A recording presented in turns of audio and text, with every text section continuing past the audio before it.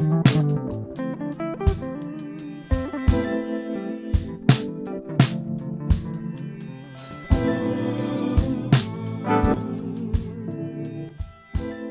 a todos, te doy la bienvenida a este nuevo podcast en el que vamos a traducir otro episodio interesante del podcast original 10% Happier de la ABC americana, en la que se entrevista a Andrea Fela y se habla fundamentalmente de los condicionamientos de los que todos sufrimos, pero muy pocas veces hacemos la reflexión de darnos cuenta de que existen y de tomarlos como lo que son, visiones, creencias y condicionamientos en general que afectan a cómo transitamos la vida, a las decisiones que tomamos, a cómo nos informamos. Espero que te guste. Allá va. Después de todo este tiempo juntos, sé con bastante certeza que os gustan los episodios que tratan sobre temas profundos del Dharma. Hoy tenemos uno de esos episodios del Dharma profundo que es muy oportuno. Como sabéis, vivimos un tiempo en que todos estamos siendo informados desde nichos de información cuidadosamente seleccionados y como resultado, frecuentemente nos creamos puntos de vista muy específicos sobre los personajes públicos, los acontecimientos, nuestros compatriotas y podemos aferrarnos a esos puntos de vista fuertemente. Hoy vamos a hablar sobre la utilidad e incluso placer que puede provocar descubrir las raíces de esos sesgos y desmantelarlos, rompiendo nuestra burbuja de ilusión.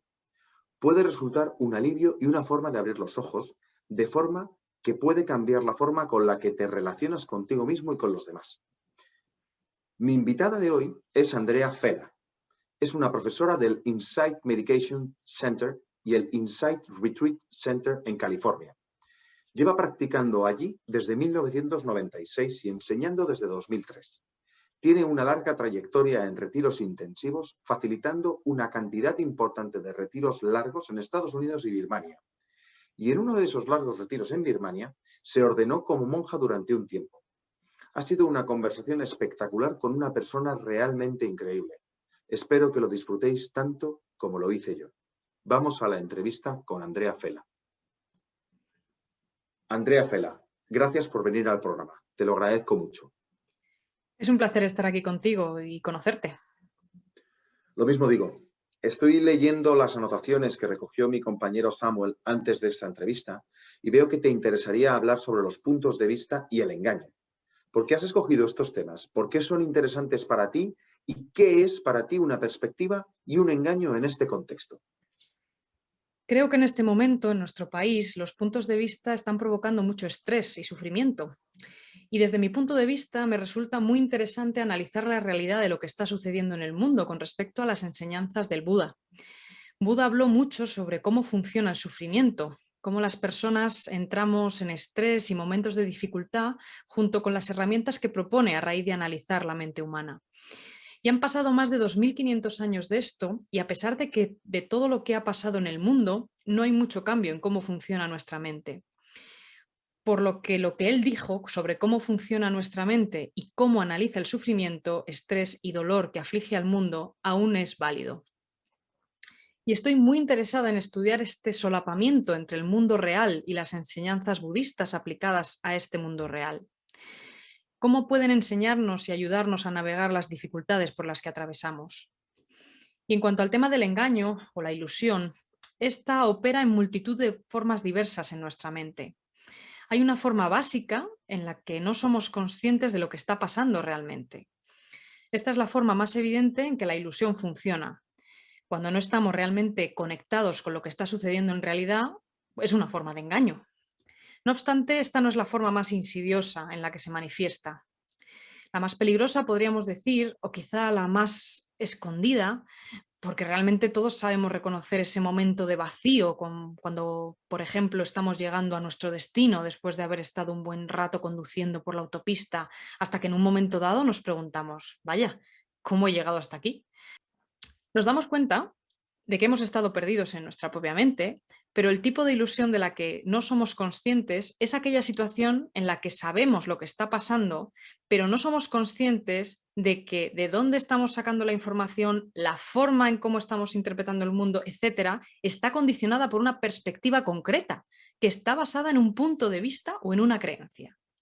En las enseñanzas budistas se habla mucho de estas ilusiones que tomamos como realidades, considerando como permanente lo que es impermanente, lo que no es de fiar por lo que es de fiar y lo que es el yo por lo que no es el yo. Y también lo que es incontrolable pensamos que lo es. Estos son algunos ejemplos clásicos de punto de vista humanos que tendemos a creernos a pies juntillas. Pero existe un camino intermedio donde los puntos de vista, creencias, ideas, simplemente nacen de vivir. Y con lo que me refiero a punto de vista es a ese concepto que normalmente usamos en nuestro lenguaje, es decir, creencias, ideas, perspectivas. Y es que todos las tenemos y están moldeadas por cómo hemos vivido nuestras vidas, por nuestros condicionamientos, nuestras familias, nuestra cultura. Y este es el campo que me interesa explorar contigo hoy. Sería el campo de las creencias y puntos de vista que tenemos condicionadas por nuestra cultura y sociedad. Porque creo que es de donde proviene buena parte de nuestro sufrimiento ahora mismo en el mundo y en nuestro país en particular. Y es que el moldeado de estos puntos de vista es un proceso natural. Es de hecho cómo funciona nuestra mente humana. Se encuentra con distintas situaciones y aprende de ellas. Y están condicionadas por cómo nos hayamos entrenado y en general de lo que hayamos experimentado antes. Es el condicionamiento de nuestra vida. Como nací en una familia concreta, aprendí algunas cosas sobre cómo las familias funcionan. Como crecí en una determinada cultura, aprendí cómo interaccionar con esas personas desconocidas. Son cosas como estas. Y no solo cosas simples, sino otras mucho más grandes, como por ejemplo cómo nos relacionamos con personas que no se parecen a nosotros físicamente, que son de otra raza o etnia. Y conforme vamos creciendo y se van moldeando nuestros puntos de vista y creencias, no las tomamos como puntos de vista y creencias, sino que las tomamos como la realidad, la verdad. Los procesos, y de esto se habla mucho en el budismo, que moldean nuestra mente son procesos naturales y que pueden llevarnos en la dirección del estrés, el sufrimiento y la lucha, o pueden llevarnos en dirección a la libertad o el camino de no vernos atrapados en los hábitos y patrones de codicia, aversión, ilusión, confusión. Los procesos son naturales. El condicionamiento es natural en nuestra mente porque claro que aprendemos de lo que vamos experimentando. Y una de las frases más famosas del Buda es: aquello en lo que pienses y ponderes con frecuencia se volverá la tendencia de tu mente. Con la palabra ponderar normalmente queremos decir lo que pensamos de forma profunda, pero ponderar muchas veces también recoge a lo que estamos expuestos. Ponderamos o sopesamos cosas sobre las que estamos pensando. Nos encontramos en un ambiente concreto y simplemente tendemos a absorber cómo son las cosas en ese ambiente. Por ejemplo, cuando yo era pequeña, nadie me dijo explícitamente: mira, esta es la distancia que tienes que tener con alguien que no conoces, o cuánto contacto visual tenía que tener con alguien que no conocía. Y es que estas cosas simplemente se absorben, se asumen. Y esta es una forma de ponderar también. Como cuando estamos tomando una sopa con un sabor determinado y tiene una porción de un vegetal que ha absorbido todo ese sabor. Y muchas veces no somos conscientes de que eso lo hemos simplemente asumido con todas esas perspectivas. Simplemente pensamos: este es el sabor. Y supongo que la clásica analogía es no ver el agua en la que estás nadando o no ser consciente del aire que estás respirando. Y esto ocurre. Por lo tanto, es completamente natural para nosotros tener puntos de vista y perspectivas, y creo que en muchos sentidos el ser humano necesita esas perspectivas. Probablemente necesite puntos de vista para navegar la complejidad de nuestro mundo. Si tuviéramos que redescubrir todo lo que nos rodea a cada momento del día, acabaríamos agotados. De esta manera, absorber esa perspectiva nos ayuda a navegar por el mundo, a tomar decisiones, a relacionarnos con la gente. Simplemente lo aprendemos sin tener que pensar sobre ello momento a momento. Y hay perspectivas que tenemos que no son ilusiones. No tiene por qué serlo necesariamente todas nuestras visiones o creencias. La ilusión viene cuando no nos damos cuenta de que actuamos en base a esa perspectiva, tomando decisiones en base a unas creencias e incluso cómo recibimos la información depende de nuestro sistema de creencia o visiones e incluso una agenda determinada. Es impresionante cómo nuestras mentes están condicionadas por lo que creemos o cuál es nuestra perspectiva. Me gusta mucho hacia dónde nos estás llevando. De hecho, creo que para mí llega en un momento ideal, ya que me encuentro escribiendo un capítulo de un libro sobre mi intento, porque eso es lo que es, de reconocer y luchar contra mis propios sesgos. No has utilizado el término sesgo, pero creo que es un sinónimo de visión, perspectiva, creencia, según lo que estamos hablando aquí. Creo que el sesgo puede ser una visión que no se ve. Es una palabra similar, pero con sesgo normalmente esa visión está oculta.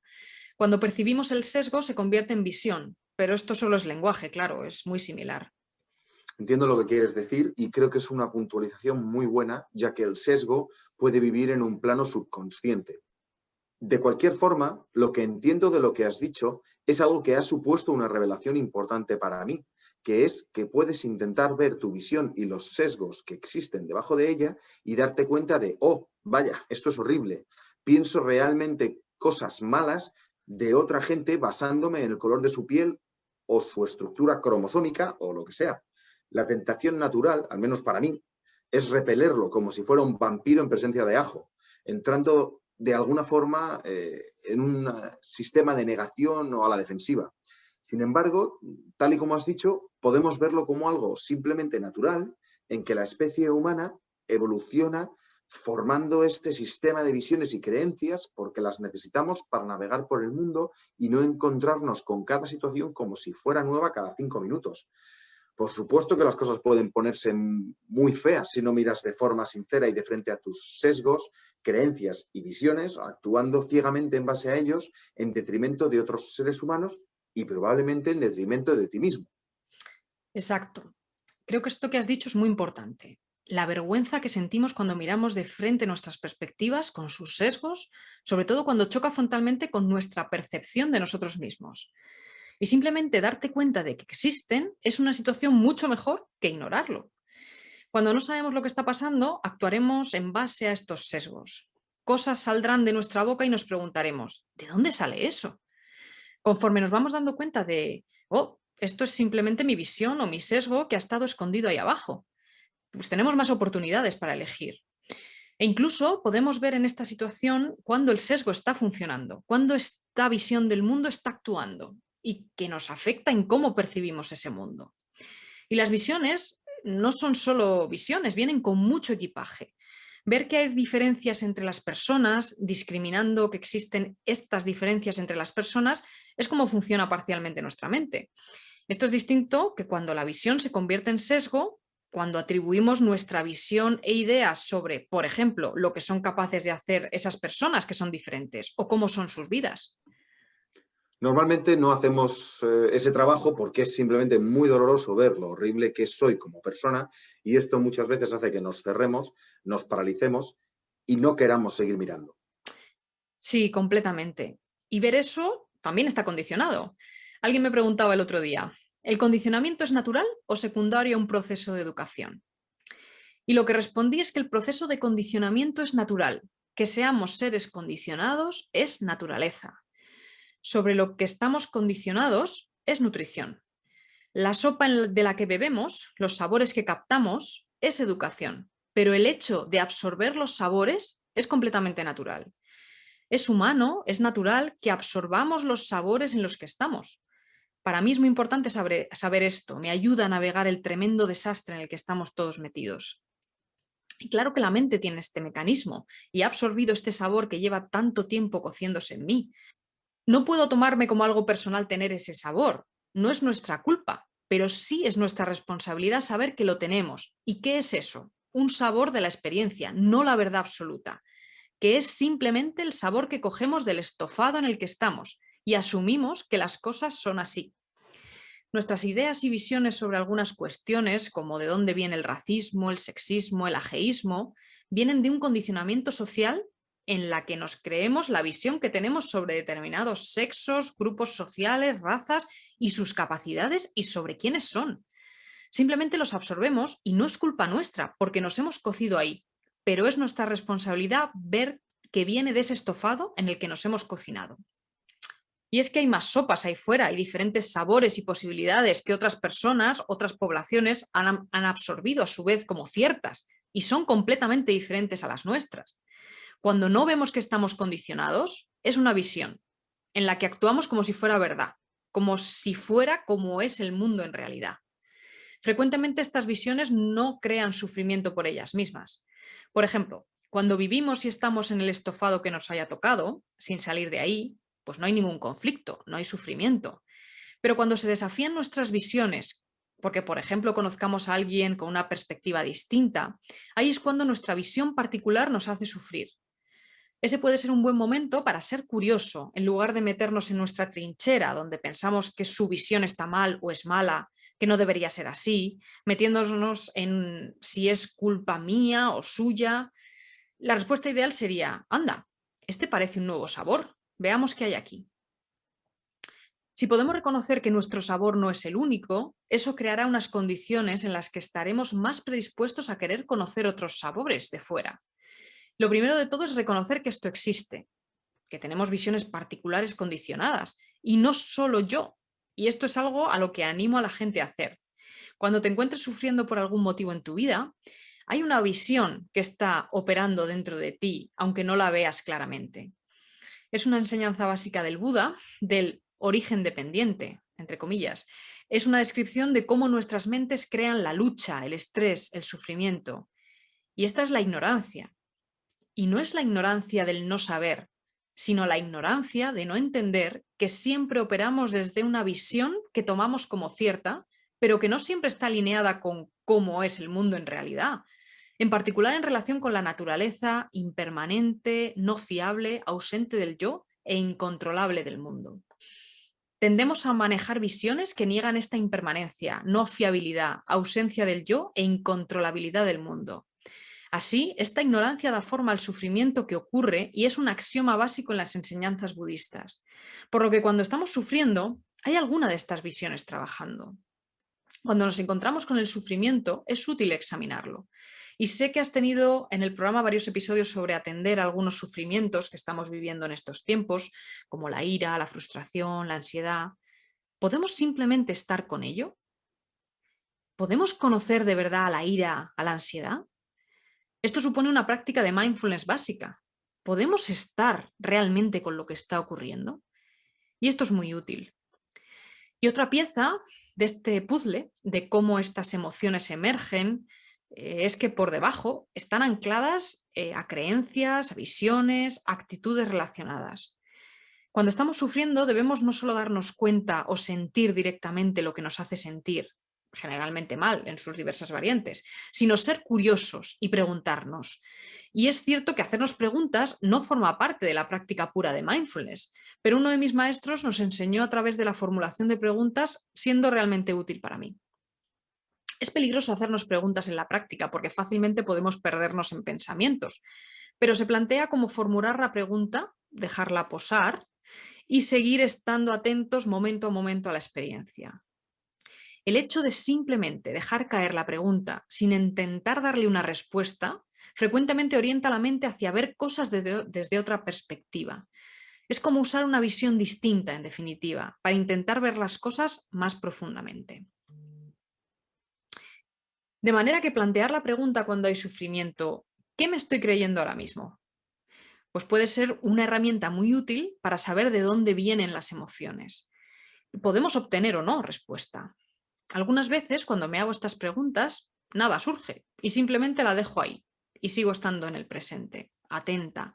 Pero otras veces, esta pregunta rompe la burbuja y te das cuenta de lo que te estás creyendo en ese momento. Es entonces cuando sale a la luz la visión o creencia que estaba escondida y podemos empezar a aprender de ella, a verla y quizá ser curiosos sobre el hecho de, wow, tengo esa creencia. Algunas veces lo vemos claro y diremos, pero si yo no creo esto. Pero en alguna parte profunda y condicionada, esa creencia es creída. Es tomado como las cosas tendrían que ser. Cuando vemos esto, podemos empezar a ver también cuáles son nuestras respuestas a esa creencia. vergüenza, confusión, ansiedad, y podemos trabajar con estos sentimientos en nuestra práctica meditativa. Otra cuestión que podría ayudar a profundizar en, esta creencia, ¿cómo llegó a ser mi creencia? ¿Cuál es el estofado que creó esta creencia? Yo misma tengo mucha negatividad hacia mí misma, pensando constantemente que debería ser mejor, frecuentemente siento que estoy fallando y al mismo tiempo tengo la creencia de que soy bastante buena haciendo cosas. Y de alguna forma pienso que una es una trampa para la otra. En plan, oh, soy muy buena haciendo cosas, pero no soy muy buena ahora mismo, ya que estoy fracasando.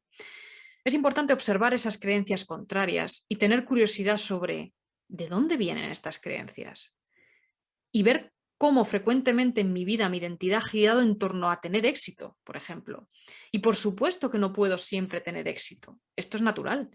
Simplemente hay que reconocer que son creencias condicionadas. Eso ayuda a la mente a dar un paso atrás y pensar, vaya, esto no es culpa mía, pero sí mi responsabilidad, porque esto es lo que está surgiendo y tengo que vivir con ello. Tengo que navegar por el mundo con esta creencia o visión. Otra cosa sobre ver las creencias es que frecuentemente cuando estoy hablando con la gente, diciéndoles que tengan curiosidad sobre sus creencias que subyacen a su estrés emocional o su sufrimiento, cuando lo miras puedes notar quizá que no lo creías conscientemente y puede haber un no creo realmente esto.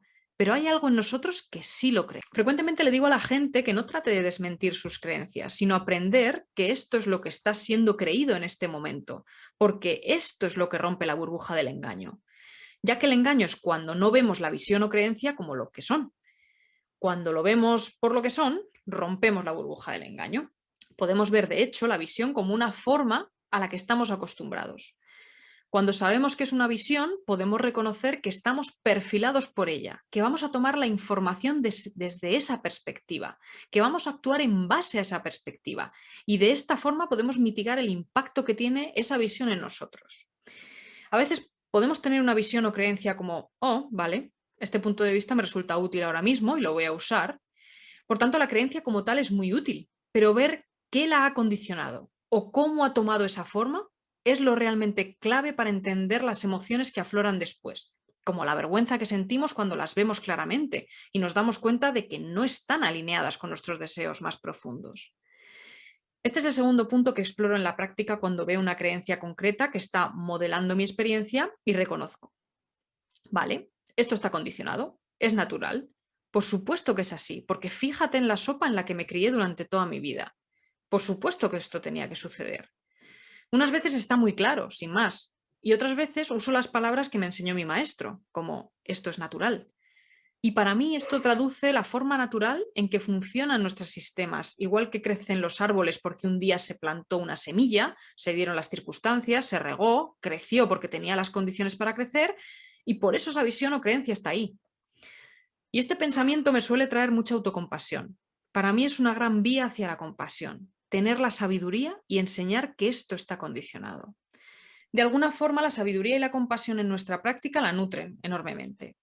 Ver cómo las creencias modelan nuestra mente, que da un paso atrás y no deja que la creencia la posea, ni la toma como culpa o como yo he provocado esto, y reconociendo que está viviendo con eso, es una estrategia diferente a la habitual. El hecho de ser consciente de las visiones, de conocer que son condicionadas, empieza a modelar algo diferente. Y frecuentemente tenemos la sensación de que deberíamos saber cómo entrar a la mente y cambiarla, que de alguna forma deberíamos poder cambiar esa visión por otra. Pero en mi experiencia, cuando he tratado de desmentir una visión, tiene un efecto rebote. Es como si la visión que desmiento se escondiera bajo tierra, se resiste a desaparecer porque hay una razón por la que lo creemos y seguirá operando y modelando nuestra vida. Por ello le aconsejo a la gente que no haga esto, sino que acepte que está ahí y que está trabajando. Además, solemos tener distintos grados de creencias. Una visión es un pensamiento que viene con un proceso de creencias. Este proceso de creencias, coger un pensamiento y decir, sí, creo en esto, nos hará llegar a otro pensamiento similar y decir, sí, creo en esto. De manera que acaba siendo un círculo vicioso sobre la misma temática que refuerzan el primer pensamiento. Hay otros pensamientos que creemos al 100%, son fuertes, no necesitan apoyarse en nada más. Y es importante revisar la fuerza de nuestras creencias. Muchas veces no es tan fuerte e incluso puede ser más parecido a un hábito cuando lo vemos. Podemos echarnos a un lado y prescindir incluso de él. Esta es otra exploración útil. Y a veces, en esta exploración, podemos ver que hay una disonancia cognitiva, en la que hay diferencias entre la creencia emocional y la parte cognitiva. Por ejemplo, mi mente puede decir: no me considero una persona que piense que las personas de otras razas son inferiores, pero hay una parte profunda en nosotros que no lo siente así. Y esto es difícil de ver, de asumir. La disonancia cognitiva entre lo que nuestra mente quiere ver y lo que realmente hay puede crear mucho estrés. Si simplemente no queremos verlo, lo que va a suceder es que la creencia acampará a sus anchas en el subsuelo sin tener posibilidad de verla. Tenerla a la vista, a la luz del día, es mucho más útil. Esto es algo que me ayuda también. Oh, vaya, esto es duro de presenciar, pero mejor verlo que no verlo. Y habrá momentos en los que la disonancia sea tan fuerte que será muy difícil mantenerse presente con ello, ya que nuestra capacidad para estar con cosas negativas varía a lo largo del tiempo. A veces la capacidad que tengamos de estar con la disonancia será más débil que la reactividad, siendo engullidos por la reactividad. En estos momentos suele ser útil no reprimir lo que está pasando, no reprimir la disonancia, la visión, pero sí tomarse un respiro y volver más tarde hasta que la mente se asiente. Hay momentos en los que no debemos exponernos a corazón abierto a esa disonancia que sentimos o a cualquier sufrimiento, ya que hay momentos en que debemos dirigir nuestra atención a otra cosa. Y a veces me digo: vale, cualquier patrón que esté actuando en este momento, pues nada, puedes tomar un paseo conmigo, solo voy a prestarte la atención justa mientras caminamos, como para redirigir. Querría recoger un aspecto del que has hablado durante tu intervención y hacerlo un poco más explícito. El tema sería la compasión o la calidez, que creo que es un ingrediente muy importante cuando aparecen los sesgos, visiones o creencias. Y como has dicho, mirarlos directamente puede resultar duro y probablemente parte del arte consista en saber cuándo estamos preparados para afrontarlos y cuándo debemos mirar hacia otra parte sin olvidarnos de ellos. Otro tema que has nombrado explícitamente es la compasión, que es necesaria para cuando nos encontramos con pensamientos que conscientemente creíamos que teníamos, como por ejemplo, todo el mundo es igual, pero se confronta con esa parte de tu ser que cree que esa persona que viste diferente o que es de otra raza es inferior a ti.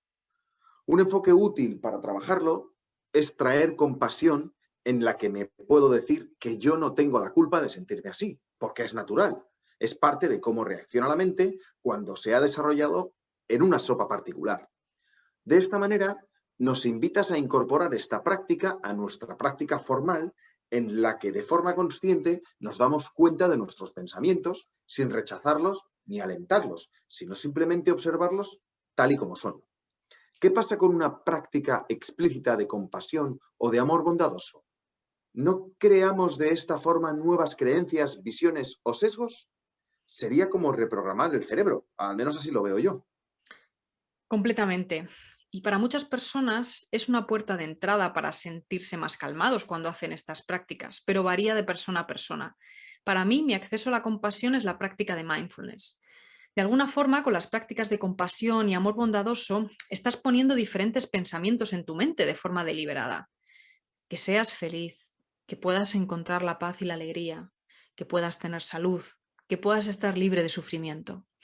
De esta forma, pones otros pensamientos en tu mente. En mi caso, al principio, me generaba mucho rechazo recitar estas frases porque no las estaba creyendo completamente. Me di cuenta de que esas no eran buenas prácticas para mí, para empezar. Cuando le hablo a la gente sobre la meditación, les digo desde mi propia experiencia que accedan a ella desde la puerta que les resulte más sencilla, desde la que resulte más natural cultivar, estar presente y que te permita tener calma en el corazón y en la mente. Para algunas personas, las prácticas de compasión y o bondad amorosa es esa puerta de entrada. Es un lugar fácil y ayuda a estabilizar la mente cuando es necesario. Y es que veremos todos los días cosas que no querríamos ver cuando observamos nuestra mente. Una tercera parte de la gente que medita estará encantada con las prácticas de compasión y bondad amorosa, otra tercera parte las rechazará y sufrirá por ello, y la otra tercera parte andará a caballo entre las dos realidades. Por supuesto que pienso que estas prácticas suponen un reentrenamiento de la mente, al poner pensamientos diferentes de otra sopa, en este caso constructiva. Parte de la práctica de compasión, al menos para mí, tardó un poco en funcionar, pero lo hizo. Finalmente me movió a sentir compasión después de entrenarme poniendo esos pensamientos en mi mente. En un momento dado recibí las instrucciones de uno de mis profesores que me indicó que después de cada frase lo expresara concretamente de alguna forma. De manera que cada vez que recito en mi mente que seas feliz, pienso en alguien a quien se lo dedico. Y no solo eso, sino que vuelvo a mí y me pregunto, ¿cómo me ha sentado esto? Desde la sopa de la que vengo, ¿cómo me ha sentado esto? ¿Contra qué ha podido chocar? Porque en las prácticas de meta o compasión nos ponen en una sopa diferente a la nuestra y podemos notar la disonancia. Si no sabemos que esto es parte del proceso, podemos sentirnos mal cuando nuestro sentimiento de no compasión o no bondad amorosa choca contra las frases que estamos recitando en la mente.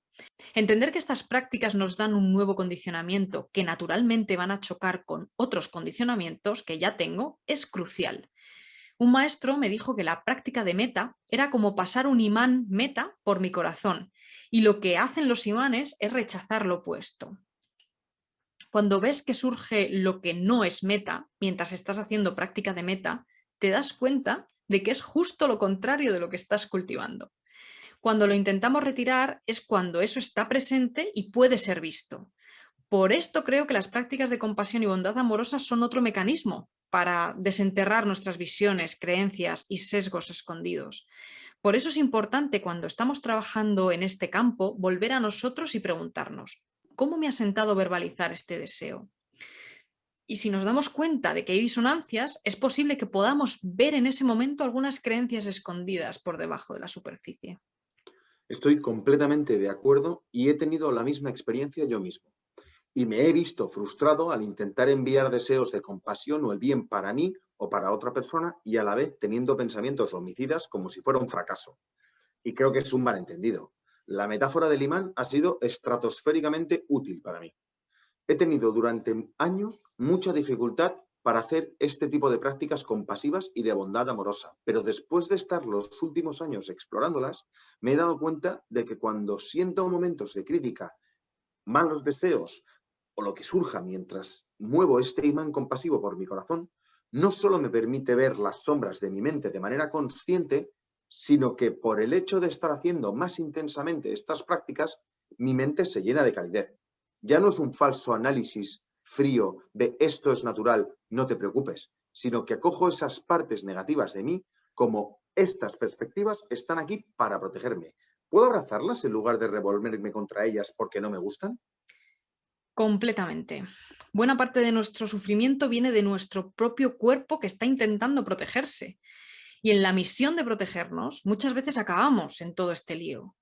Y reconocer que ese patrón de comportamiento como lo que es y saber que lo único que intenta es cuidarme, es cuidar de mí misma. Traer a la mente esta calidez cuando experimentamos algo que no nos gusta. Esta cualidad de decirnos, ah, vale, por supuesto que esto está aquí ahora, lo entiendo. Pues trae mucha ternura el hecho de simplemente verlo así. Mucho más que el mindfulness más puro en el que hago un análisis crítico de todo lo que va surgiendo en mi mente, de manera que la ecuanimidad y la no reactividad se experimentan de forma casi robótica. Mi experiencia es que con la verdadera ecuanimidad llega la compasión y meta. La práctica de la compasión dirige a la mente hacia una sopa en la que podemos acompañar con ternura cualquier cosa que emerja en la mente.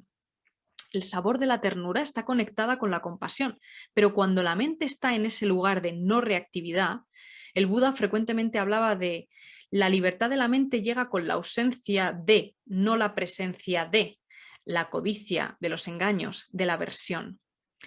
La mente nos dice que la ausencia es que no hay nada ahí, pero si podemos analizar qué está presente cuando esas cosas no lo están, veremos no reactividad, ecuanimidad, alegría, compasión, amor. Para mí este pensamiento me provocó expandir la mente. Me permitió abandonar esa distancia clínica de análisis de la mente mientras meditaba. Y fue muy interesante porque hablando con la gente, muchas veces me manifestaban que sentían mucha compasión desde mi persona. Y yo pensaba, me siento no reactiva, pero no siento realmente la compasión. Hablé sobre esto con algunos de mis colegas, mis maestros, y muchos me dijeron que no me preocupara, porque la compasión estaba ahí. Y eso no me ayudaba mucho, pensé. Pero en determinado momento, un profesor me animó a fijarme en la relación, en la conexión cuando me encontraba en este sitio de no reactividad. Y cuando lo hice, la compasión se hizo evidente. Y es que puede funcionar en los dos sentidos. Puedes acceder a la compasión directamente haciendo prácticas de compasión, pero para mí fue al revés. Encontré mi camino hacia la compasión y la bondad amorosa a través de la práctica de mindfulness y seguí la indicación de sé curiosa sobre la relación, ya que puedes inclinarte a ver la no reactividad, la compasión, y no sabía cómo inclinarme y atender la compasión. Y este maestro estuvo muy afinado al proponerme que prestara atención a la conexión con la persona, porque fue instantáneo el sentir que la compasión estaba ahí. Esa fue mi puerta de entrada. Normalmente les suelo ofrecer a las personas muchas puertas de entrada hacia la compasión. Práctica en compasión y meta son herramientas muy útiles al traer ternura a la experiencia, máxime cuando enfrentamos situaciones que nos provocan sufrimiento y nos permite recordar esa calidez. Se me ocurre un aspecto incluso mayor de la práctica, ya que cada persona es diferente y cada mente es diferente en función de su condicionamiento. De manera que algunas prácticas funcionarán bien para ti, pero no para mí. Y algunas prácticas funcionan bien para mí ahora, pero no me habrían servido de nada hace 10 años o no servirán de nada en 10 años. Rescato aquí una expresión de mi maestro Joseph Goldstein, que dice, lo que funcione. Exacto, soy muy fan de esa filosofía también. De vuelta a los engaños por un momento. En el budismo, como ya sabes, se habla de los tres venenos: apego, odio e ignorancia. El apego y el odio siempre han sido bastante claros para mí, muy accesibles en mí en cualquier nanosegundo.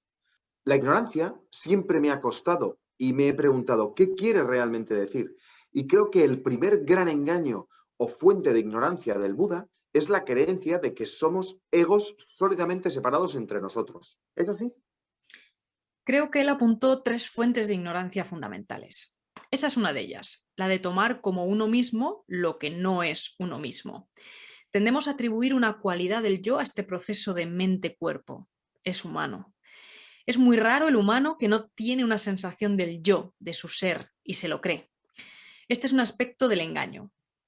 Los otros dos es que tendemos a considerar lo que es impermanente como permanente y lo que no es fiable con ser fiable. Estos tres aspectos se interconectan entre sí. Dado que las cosas son impermanentes y como tendemos a atribuirle permanencia, porque incluso con un ejemplo muy sencillo podemos valorar la impermanencia de la experiencia, y es que no hay nada de lo que experimentamos que dure mucho. Lo sabemos intelectualmente, igual que sabemos que vamos a morir, pero no nos comportamos como si fuéramos a morir. Hay cierta creencia en el fondo de nosotros de que somos inmortales. Es un poco como lo que hablábamos antes de esa disonancia entre lo que creemos intelectualmente y lo que es cierto emocionalmente. Y aunque no creemos intelectualmente en nuestra inmortalidad, no podemos imaginarnos un mundo sin nosotros mismos. No podría existir en un modo. Dado que el mundo es naturalmente impermanente, no hay nada fiable en el mundo que podamos poseer que nos vaya a hacer feliz durante mucho tiempo.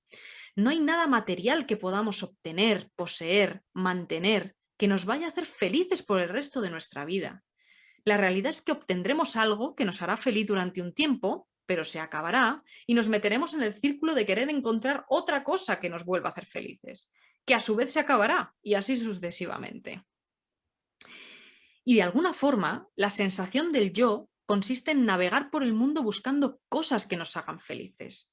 Estos tres aspectos están conectados.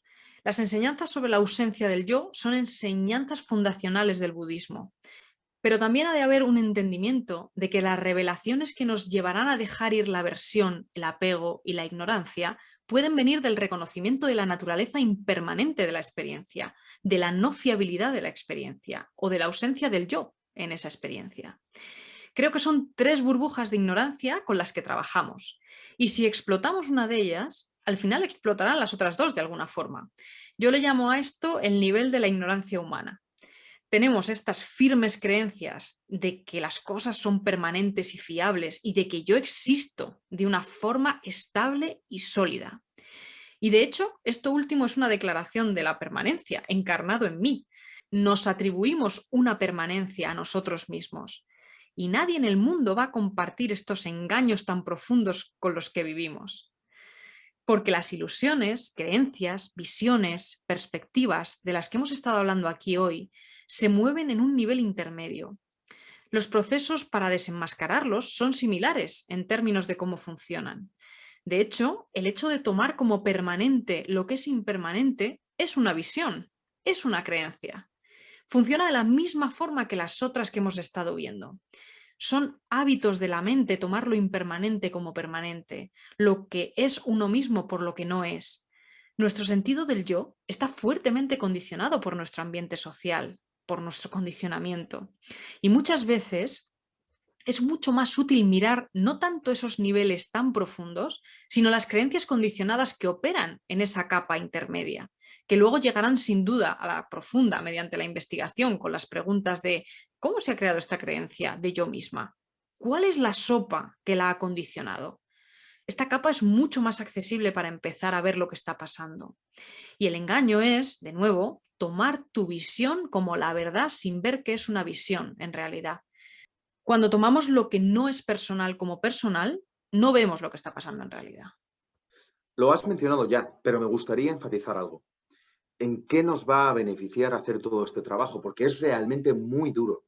¿Por qué deberíamos hacerlo? Estamos sufriendo mucho. Y el Buda se preguntaba fundamentalmente si era posible vivir sin sufrir.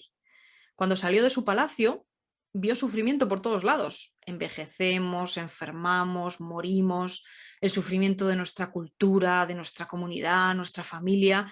Hay sufrimiento por todas partes. No es algo difícil de ver. Lo que nuestras mentes tienden a hacer es tomar la vía rápida, como poner una tirita sobre un miembro que ha sido amputado.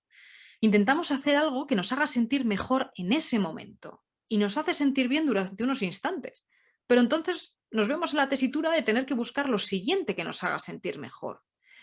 Diría que la mayoría de las personas que se acercan a la práctica es debido a que están sufriendo, aunque existen personas que vienen por la experiencia intelectual.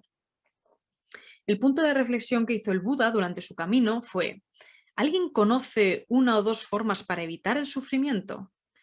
Y esa fue también mi propia pregunta cuando me encontré con este camino. Toqué fondo de una forma muy dolorosa en un determinado momento de la vida. Traté de todas las formas que conocía de volver a ser feliz y no funcionaba.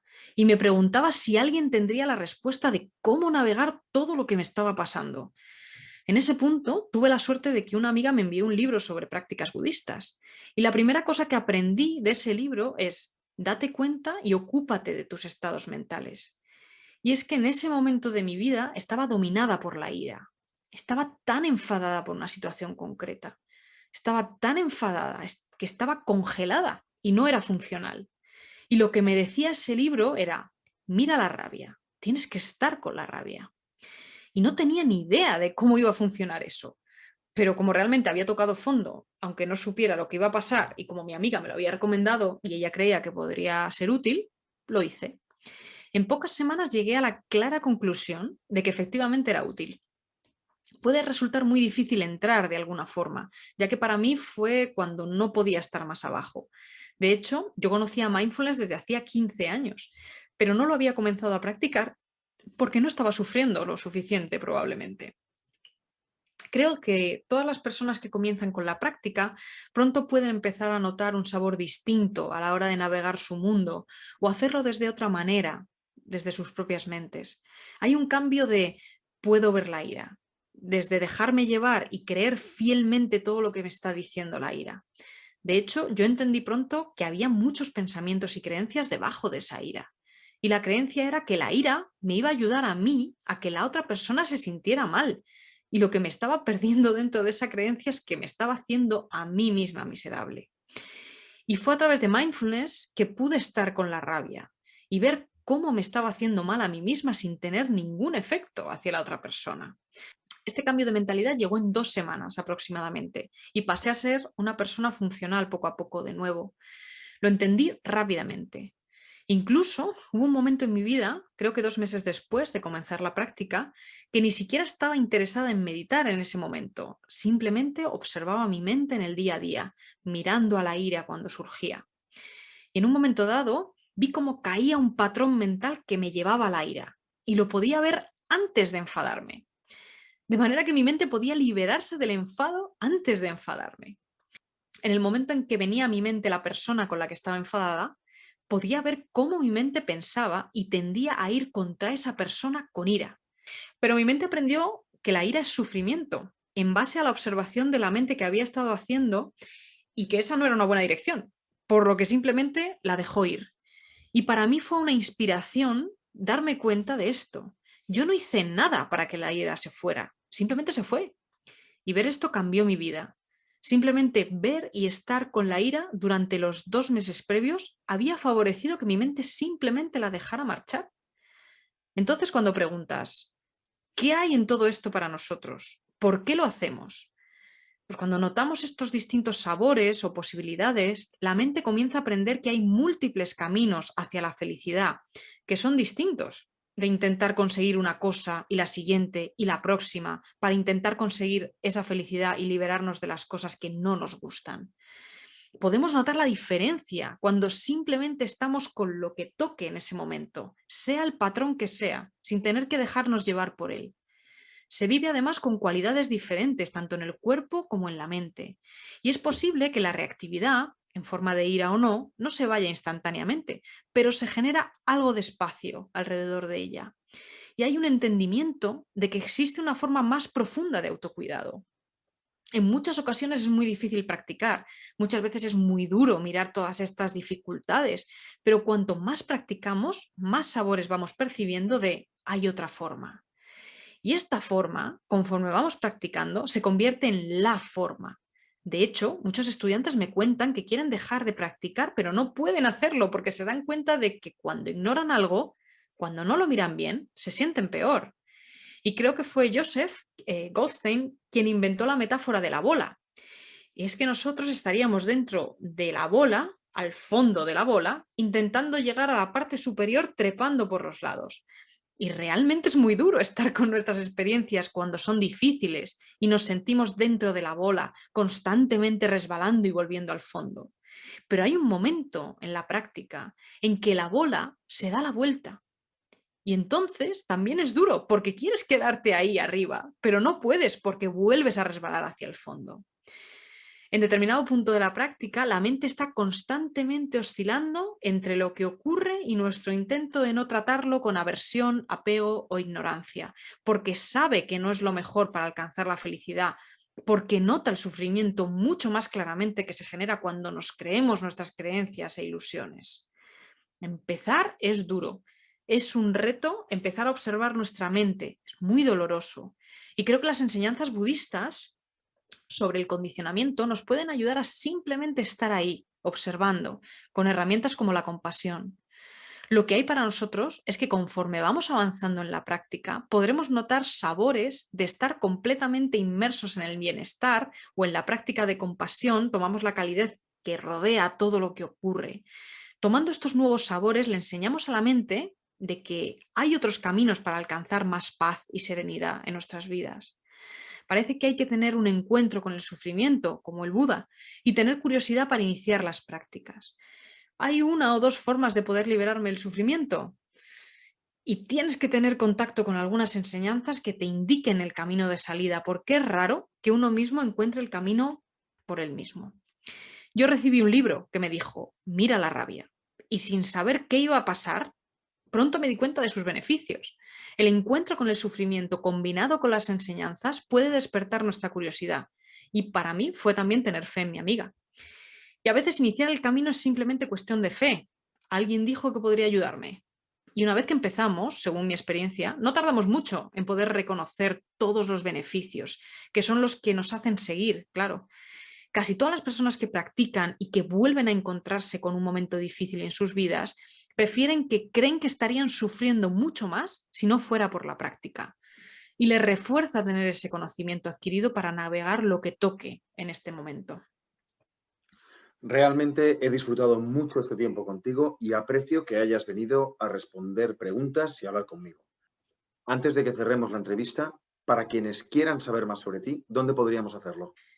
Pues no tengo todavía mi propia página web, estoy en ello. El sitio donde frecuentemente doy clases es el Insight Meditation Center en Redwood City, California. Y ellos tienen una web que es www.insightmeditationcenter.org, y los podcasts y las grabaciones de la mayoría de cosas que hacemos están ahí y en www.audiodharma.org. Y todas mis charlas pues están aquí en Audiodharma, por lo que es una buena forma de introducirse en mis enseñanzas en particular. También dirijo retiros frecuentemente en distintas sociedades. Muchas gracias por haber venido. Gracias a ti.